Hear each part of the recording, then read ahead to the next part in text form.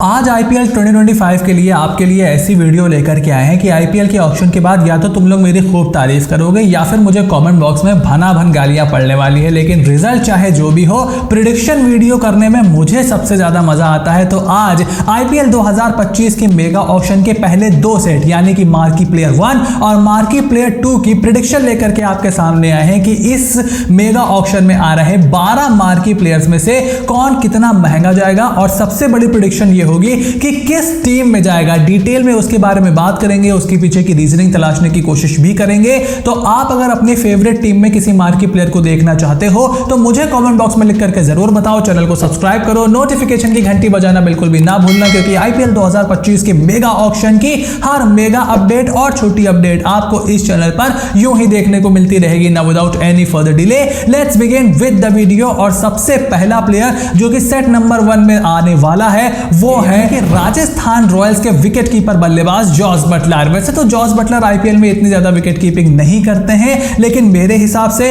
Royal challengers Bengaluru और Lucknow super giants वो team होगी जो कि जॉस बटलर को अपने टीम में करने की सबसे ज्यादा कोशिश करेगी। और मेरी प्रेडिक्शन ये है कि इन्हीं दो टीम्स में से आपको किसी एक में जॉस बटलर खेलते हुए दिखाई देंगे। देखो, बिडिंग जॉस बटलर पर राजस्थान रॉयल भी करेगी, बिडिंग जॉस बटलर पर मोस्ट लाइकली मुंबई इंडियन भी कर सकती है। लेकिन मेरे हिसाब से आरसीबी अगर ओवरसीज कैप्टन और साथ में एक विकेट कीपर ढूंढ रही है तो जॉस बटलर उनकी टीम में सबसे फिट बैठते हैं। और केएल राहुल के जाने के बाद एक तगड़ा ओपनर चाहिए होगा, क्योंकि केएल राहुल भी चले गए हैं, क्विंटन डी कॉक भी चले गए हैं, तो जॉस बटलर विकेट कीपिंग कर सकते हैं। और साथ ही साथ अगर लखनऊ सुपर जायंट्स निकलेस पूरन से पहले जॉस बटलर को कैप्टन देख रही है तो वो भी देख सकते हैं।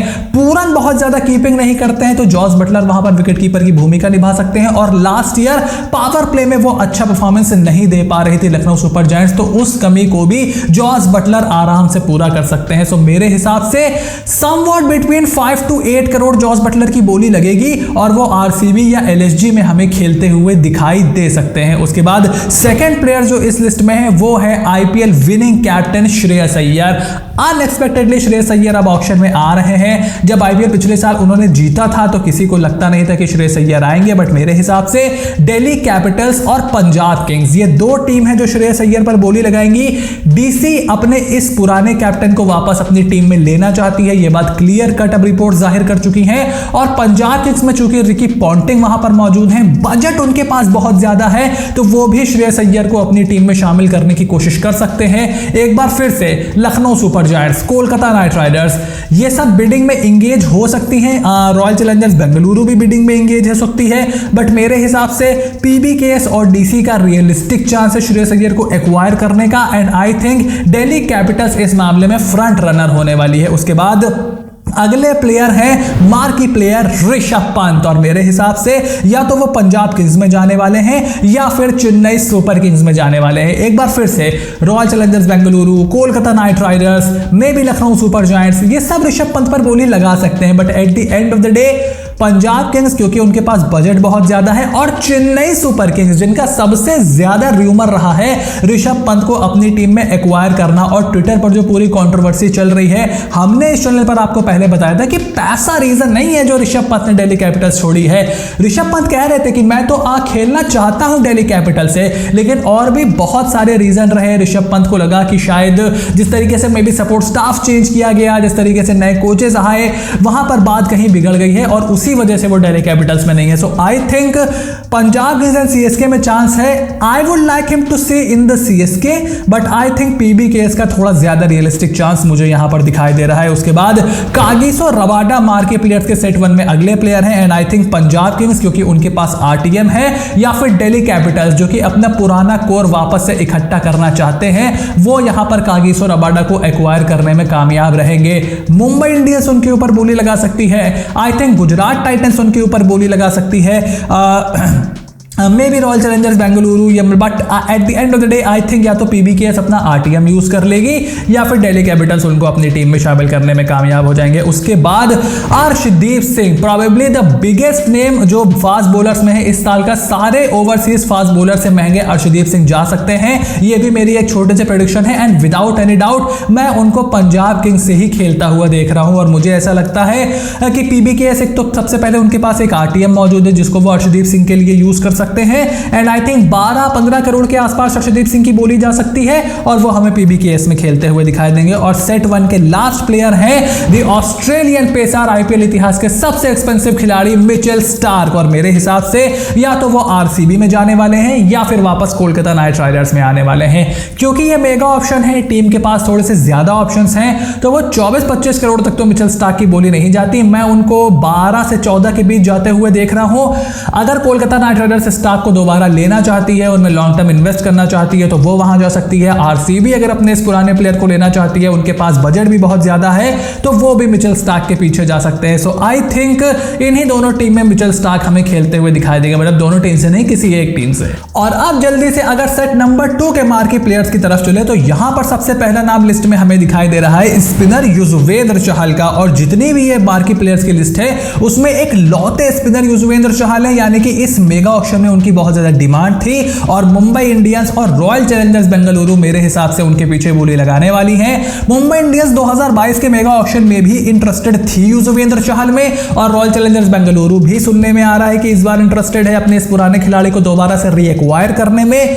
कितनी बोली जाएगी? आई थिंक 10 के नीचे रहेगी। मैं 7-8 के करीब जाता हुआ देख रहा हूं, may be not double digits में मैं लेग स्पिनर को जाता हुआ नहीं देख रहा हूं। आई थिंक आरसीबी का ज्यादा रियलिस्टिक चांस है यूजी चहल को एक्वायर करना। देखना होगा कितना बिडिंग वॉर होता है, but I think RCB Yuzi Chahal वापस आ सकते हैं। उसके बाद लियम लिविंगस्टन, मैं लियम लिविंगस्टन का तो बहुत बड़ा फैन हूं। बहुत सारे लोग सरप्राइज थे कि भाई लियम लिविंगस्टन कितना महंगा जाएगा, अब वो मार्की प्लेयर में आ रहा है, मतलब डिमांड समझ रहे हो आप बंदे की। तो मेरे हिसाब से चेन्नई सुपर किंग्स और मुंबई इंडियंस लियम लिविंगस्टन में बहुत ज्यादा इंटरेस्टेड होने वाली है। सीएसके ग्लेन मैक्सवेल जैसे प्लेयर की तरफ भागी थी 2022 में, उनको मोइन अली का रिप्लेसमेंट भी चाहिए जो बल्लेबाजी भी अच्छी करे, थोड़ी बहुत स्पिन बॉलिंग भी करके दे। लियम लिविंगस्टन उनके लिए परफेक्ट है। लोअर मिडिल ऑर्डर में उनको एक फिनिशर की भी जरूरत है, बिकॉज जडेजा और धोनी को देख करके आपको बहुत ज्यादा कॉन्फिडेंस नहीं आ रहा है, सो उसके लिए भी लियम लिविंगस्टन परफेक्ट है। और मुंबई इंडियंस क्योंकि वो एमआई केप टाउन से खेलते हैं SA20 में, तो वहां से भी आपका एक कनेक्ट बनता है। एंड आई थिंक एमआई को भी टिम डेविड के रिप्लेसमेंट की जरूरत है। सो लियम लिविंगस्टन को मैं इन्हीं दोनों टीमों में से किसी एक में खेलता हुआ देख रहा हूं। पीबीकेएस अगर आरटीएम यूज कर दे तो अलग बात है, बट आई डोंट थिंक कि ऑक्शन की इतने शुरुआत में वो अपने सारे आरटीएम यूज करेंगे। इट इज अ पॉसिबिलिटी, तो उसका तो हम कुछ नहीं कर सकते, बट आई थिंक सीएसके और एमआई थोड़ा ज्यादा रियलिस्टिक मुझे लग रहा है। उसके बाद डेविड मिलर का नाम देख करके मार्की प्लेयर्स की लिस्ट में मैं जरूर शॉक हुआ था। मेरे हिसाब से गुजरात टाइटंस अपने आरटीएम से उनको ले सकती है, या फिर आरसीबी डेविड मिलर में जरूर यहां पर इंटरेस्ट दिखा सकती है। छोटा मैदान, पटरा पिच, आरसीबी की कंडीशंस उनको सूट भी करेगी। उसी तरीके की उनकी पर्सनैलिटी भी है, फिट है, एक्सपीरियंस है, T20 क्रिकेट का बहुत ज्यादा उनको तजुर्बा है। So I am going with David Miller in royal challengers Bengaluru, but I think GT में भी वो खेलते हुए दिखाई दे सकते हैं। बहुत मुश्किल है चूज करना। उसके बाद कमाल लाजवाब राहुल, केएल राहुल आ रहे हैं आईपीएल 2025 के ऑक्शन में एलएसजी से निकल करके लंबे टाइम के बाद ऑक्शन में आ रहे हैं। I think Kolkata night Riders, Chennai super Kings और रॉयल चैलेंजर्स बेंगलुरु तगड़े बिडिंग वॉर में एंगेज होने वाली है, क्योंकि देखो मुझे नहीं लगता कि केकेआर आपको ऋषभ पंत और श्रेयस अय्यर को आप दोबारा ले पाओगे। सीएसके में केएल राहुल के जाने की बहुत ज्यादा न्यूज है, और आरसीबी क्योंकि उनका लोकल कनेक्ट है तो वहां पर भी उनके बहुत ज्यादा चांसेस मालूम पड़ रहे हैं। तीनों में से किस टीम में जाएंगे बताना मुश्किल है, क्योंकि सीएसके केकेआर का बजट तकरीबन बराबर है।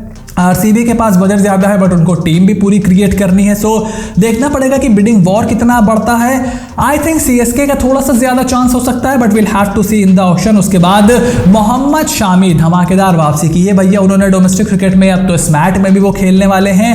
आई थिंक गुजरात टाइटंस और चेन्नई सुपर किंग्स उनके लिए बिडिंग वॉर में एंगेज होगी और गुजरात टाइटंस उनको ले जाएगी। आई थिंक अगर वो पूरी तरीके से फिट रहते हैं तो गुजरात टाइटंस अपना आरटीएम भी उनके ऊपर यूज कर सकती है। So I think Mohammad Shami हमें फिर से जीटी के कलर्स में दिखाई देंगे। और मोहम्मद सिराज जो कि रिलीज हो गए हैं आरसीबी से, वो राजस्थान रॉयल्स और लखनऊ सुपर जायंट्स के रेडार पर होंगे, क्योंकि लखनऊ सुपर जायंट्स ने भी अपने कई फास्ट बॉलर्स यहां पर रिलीज किए हुए हैं। और मयंक यादव, मोहसिन खान, उतना इंटरनेशनल एक्सपीरियंस है नहीं, और इंजरी के कंसर्न्स भी दोनों के साथ रहते हैं। तो आप चाहोगे एलएसजी का ग्राउंड बड़ा है तो सिराज उतने एक्सपेंसिव नहीं होंगे जितने वो चिन्ना स्वामी जैसे छोटे ग्राउंड पे होते हैं। सो आई बिलीव राजस्थान रॉयल्स, क्योंकि वो बहुत ज्यादा इंडियन पेसर्स में इन्वेस्ट करते हैं, और लखनऊ सुपर जायंट्स, ये दो ऐसी टीम है जो सिराज को टारगेट करने वाली है, और इन्हीं दोनों में से वो हमें किसी एक टीम में खेलते हुए दिखाई देंगे। सो आईपीएल 2025 के मेगा ऑक्शन के पहले 2 सेट, यानी कि मार्की प्लेयर्स को लेकर के ये थी मेरी प्रेडिक्शन। अब आपका क्या ओपिनियन है मुझे कमेंट बॉक्स में लिख करके जरूर बताओ। चैनल को सब्सक्राइब करो, नोटिफिकेशन की घंटी बजाना बिल्कुल भी ना भूलना,